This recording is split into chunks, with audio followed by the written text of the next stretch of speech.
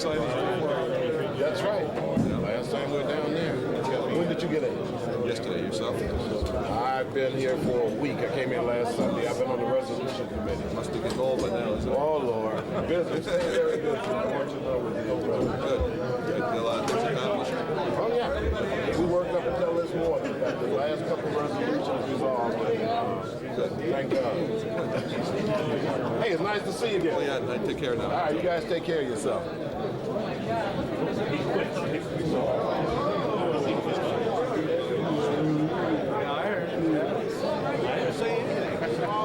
Dan, you look good. Well, thank you, Dave. You look good. Good to see you. Way to go, they're all here. Oh, yeah.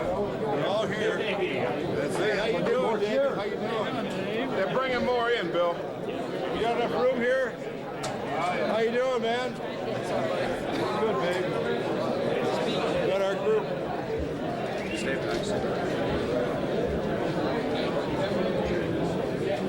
Everybody grab a seat or get some more chairs and go ahead and get started. Our man. All leadership up here.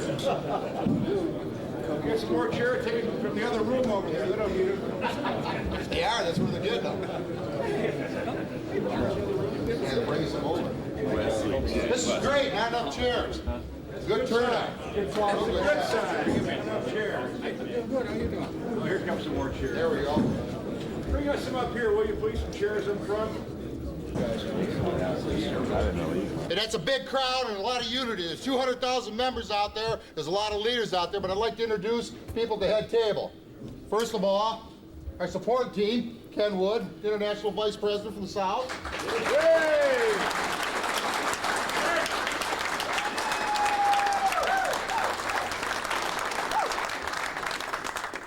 Ken Hall, we all know Ken Hall.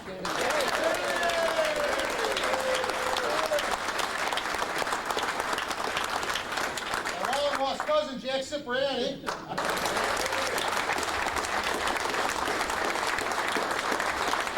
guy from the West I don't really need to introduce, Chuck Mack.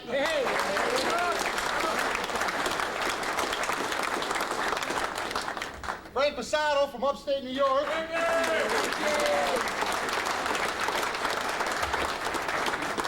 Wayne Fernicola from New Jersey. From that suburb of New Jersey, New York City, Howie Redmond. Los Angeles, California, Danny Bruno. IBT trustee John Stager from Washington, D.C. Randy K-Mack from California, International Vice President. Dan Cooper from 243 Motown.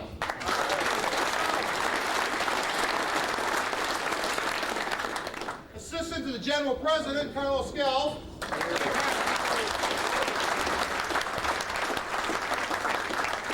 Dave Robinson from 486 and the IDT out of Saturday Hospital.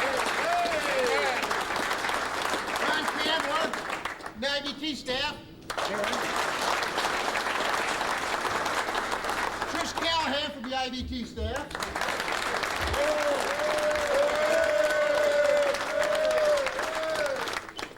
General Secretary Treasurer Tom Kegel.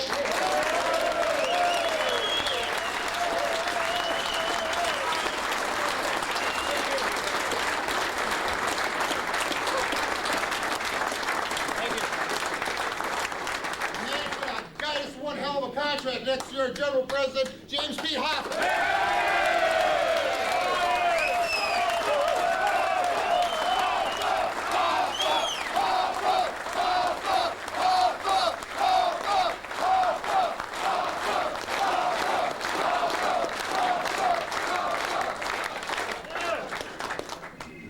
Look at this room. This is what it's all about. Everybody wants to know about UPS. What you see up here are the people that are going to help guide us to get this contract. It takes the people that were there in '97, the people who are here now, Billy Lichtenwald, everybody that we're going to need to get the kind of contract we need and respect and need. First of all, we finally got an employer with some money. We finally got somebody that can pay. and we know how much money they're making. We got a big fat goose here, and we're going to get our share of that goose.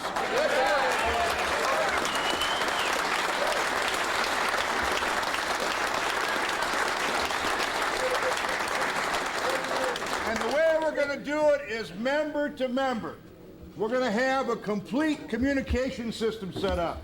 We're going to work from the membership up. We're going to send out questionnaires. We're going to ask you, what do they need to make sure we have the priorities right. You know, there's been a lot of approaches to us about an early contract. Difficult to do that. What I think we've got to do is to make sure we get the top dollar, and if we got to go to the end of the wire, we're going to do it. We're going to work on the wire.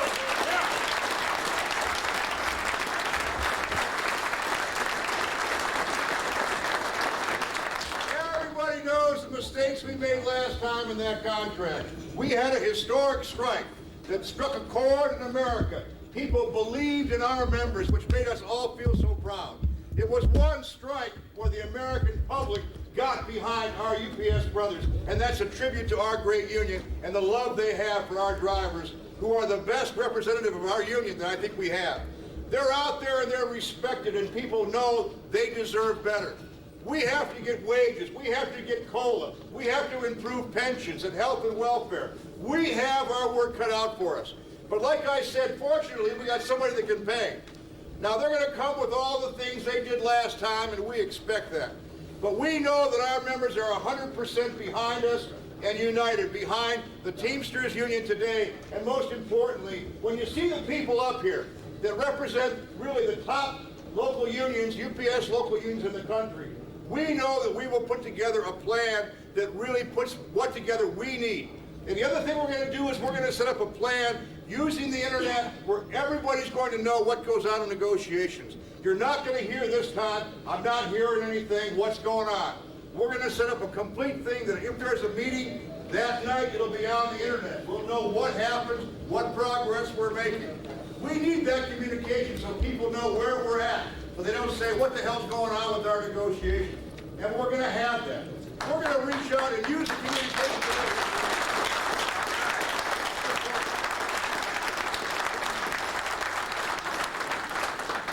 Health and welfare, safety on the job, strengthen the safety language, more jobs, more full-time jobs. You know, we're very proud about what we did in winning that arbitration, getting those 10,000 jobs. As I go out and visit the UPS sites, I'll walk in and say, how many jobs did we get here? And somebody will say, we got 89 new jobs, and 28 new jobs, and 144 new jobs. And then I'll talk to somebody there that might have been out there working part-time for 5 and 10 years and finally say, I finally got to be full-time. It means so much to our members. And when you talk about the people, they're so proud of the fact that they finally made it. When I campaigned in 1996, I would talk to people that had been there 15 years and said, I can't become full-time, and I'm working 40 hours a week. And you know what I'm talking about. They had this artificial freeze. We've broken that open, and we're going to break it open farther. And we're going to reach out to the air language to straighten out the air language and to close a lot of the loopholes that we have in this contract. And those loopholes,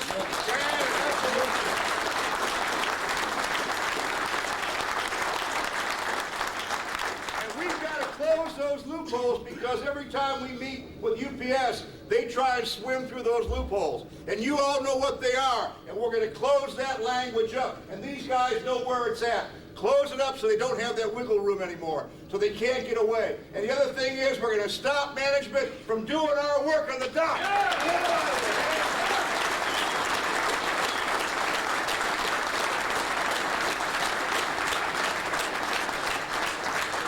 That's a big, big issue.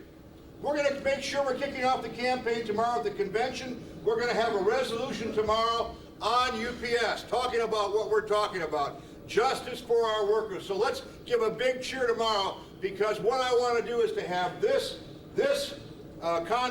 constitutional committee, this convention to be on record with everybody, UPS included in the American public, that this entire 2,000 delegate body is for a strong contract tomorrow. So let's hear it tomorrow. We're going to get that thing out there. We're going to pass the resolution tomorrow.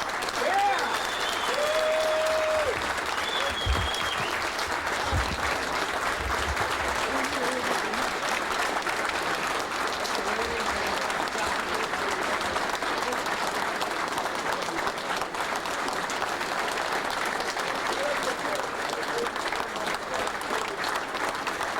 something. Okay. Thanks a lot. All right. See you guys. Thank you, Jimmy.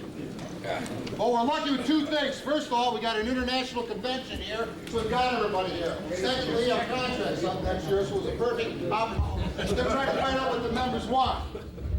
We look for them, as we all know, especially you locals that have your own insurance fund. The cost of health care is going up 15 to 18%. They're going to want to get their hands on insurance money in the places they don't already have it. They're going to say, hell, we can't pay pension and health and welfare both. Well, the hell they can. We worked hard. You heard the last time when they had a strike in 97 that Ken led us through. They said, oh, God, you broke us. Look what you've done to us. They're the most profitable they've ever been. We're talking about $3 billion. We're almost $3 billion last year. This year, the economy's a little slow. It's a little slow for UPS. And they said their volume's down 7%. But Emory just laid off 900 people. FedEx is having a rougher time, so we're still in good shape. But I'm going to bring up the issue of FedEx. How are we ready? How we stand up?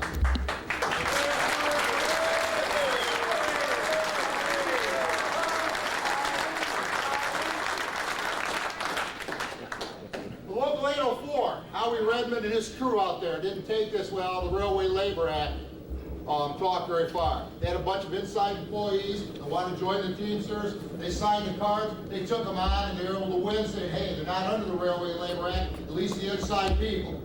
Unfortunately, we didn't win that election, but it's a start. I'll tell you what, Fred Smith is shaking in his boots. And next year, we get into contract negotiations, they start throwing that crap at us and say, hey, we do have a plan. Now, we talked to some of you people, we're going to get together on a national level and come up with a national strategy for FedEx. We need to go after FedEx. There's a lot of people out there that could be Teamsters, but they're working for a living like we are. We need to organize them, and we need to protect our brothers and sisters that wear the brown uniform. That's what this organization is. We're going to try to attend a lot of those meetings. We're not going to be able to be everywhere. We'd like to let them know the IDT's behind them, the IDT staff's behind them. But besides that, we've been ordered by the General President to be accessible and let the rank and file know.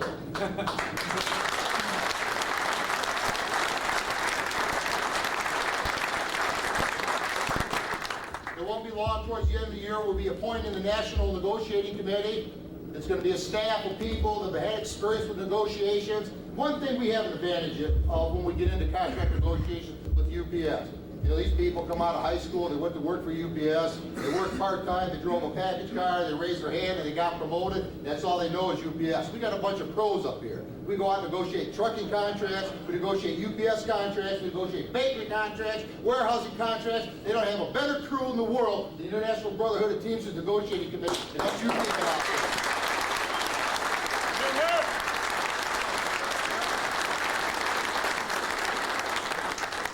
We're winning grievances. That's why. But what we need is penalties for contract violations. In the South, we got penalties for payroll violations, and within 6 months, payroll violations all but disappeared. If we could get the same type of penalties for other violations, such as seniority, other areas where the company supervisors are working when they repeatedly do it. UPS knows one thing, money. If we could get in their pocketbook, we could get them to follow the contract. There's one thing, when we get their attention, that's what the penalties get in their pocketbook. They had Picket lines, because that was very important last time. Well, I would assume, being union brothers and sisters like they are, and like we would do for them, they would probably do that. That's another issue. The part-timers. A lot of people want to ignore part-time people, but they're over half of us right now. You know, it's kind of embarrassing, but I stopped at a McDonald's. We talk about organizing FedEx, we talk about organizing RPS or FedEx Ground, some of these companies. I go to a McDonald's and I get a receipt. They got to go.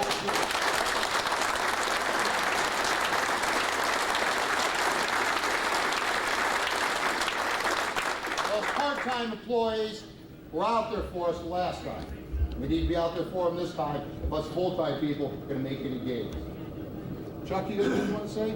International Vice President Chuck Mack, long-time team.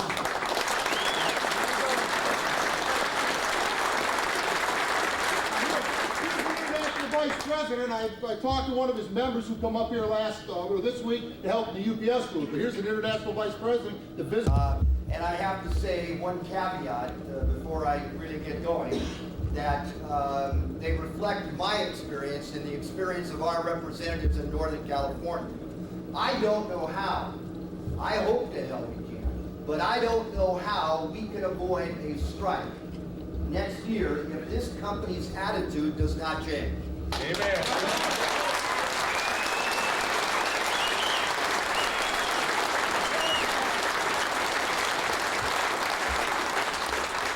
I'm not looking forward to that.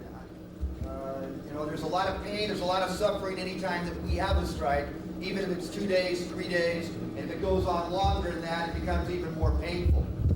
But it's really, as I see it, a question of the absolute arrogance on the part of this company. Absolutely arrogant. Violating this contract at will. Just violating it because they feel like violating the contract. We cannot, as an organization, tolerate that kind of approach on their side. We can't tolerate it, and especially as local union officials, and have any credibility with the membership we represent. And so we're going to have to take a very, very strong stance.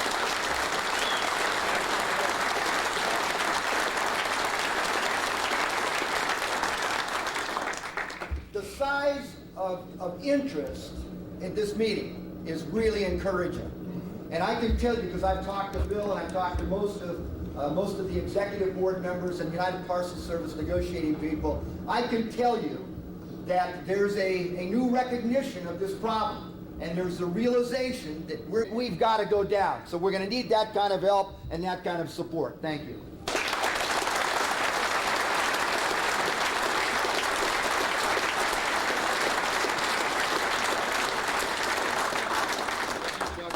Jack Cipriani, you got Jack? Here's a guy who walked into a situation with Anheuser-Busch, walked into a middle of a fight, a stale fight, looked like it was going nowhere, walked in there, took the bull by the horns, and got the thing resolved. Jack?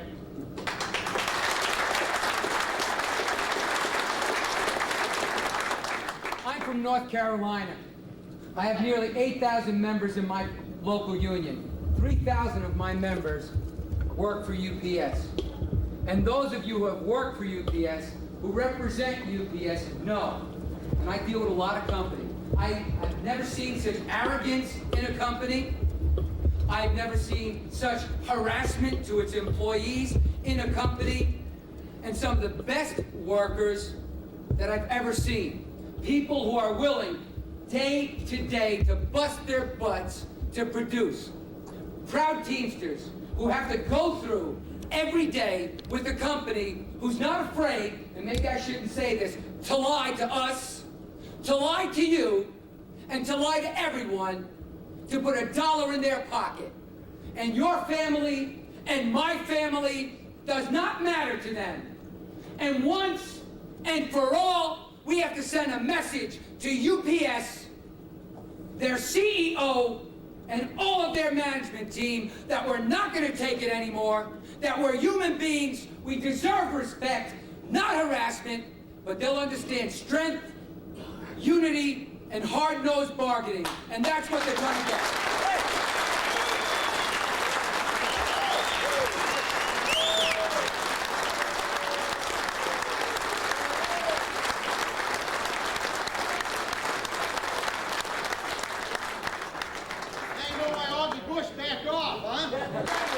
I want to say a couple things. I wish I would have went first, and I'd have to follow Brother Mack over here, but I don't want to be redundant, and I don't want to preach to the crowd. But I came out of UPS almost 31 and a half years ago, and I know what it's about. And I know a couple things about UPS. They don't respect us, and they don't tell the truth. And all they want is more and more and more. Like Brother Cipriani, Brother Mack said, it's come to a point, can't happen no more. You can only give so much. But I'm proud to be associated with the Hockey Unity slate now, knowing that we're going to be able to take your fight, your argument to the table, and we're not coming back until we got what you want. And if it takes us there until midnight, no matter what it takes, you're the voice, you tell us what you want, and we're going to go there, and we're going to let them know that this is what's got to be, because one thing about UPS, they got the money to buy the land. They've always had the money to buy the land.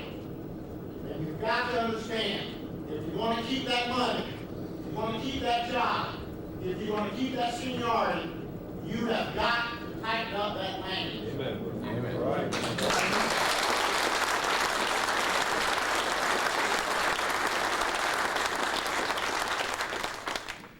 God willing, and the creek don't rise, come next year, I'm going to be sitting across the table from somebody in the South, and by God, he's going to listen to us this time for 18 days. It's going to be a very short period of time for them. Because like I'm telling people, the most primitive people, or the most primitive forms on this earth, an ant squirrel, they prepared for them rainy days, and we're not here suggesting anything, but prepare. Because if you gotta hang out to get what you want, that's what you gotta do. It's your call. It's what you want right. It's what you think is right. And when you get tired of getting pushed around, everybody's gotta stand up once in their life, and they gotta say, enough is enough. You're not gonna run me into the ground. I'm gonna stand up, and I'm gonna be a proud Teamster, and I'm gonna do what's right, and I'm gonna give you a hard time.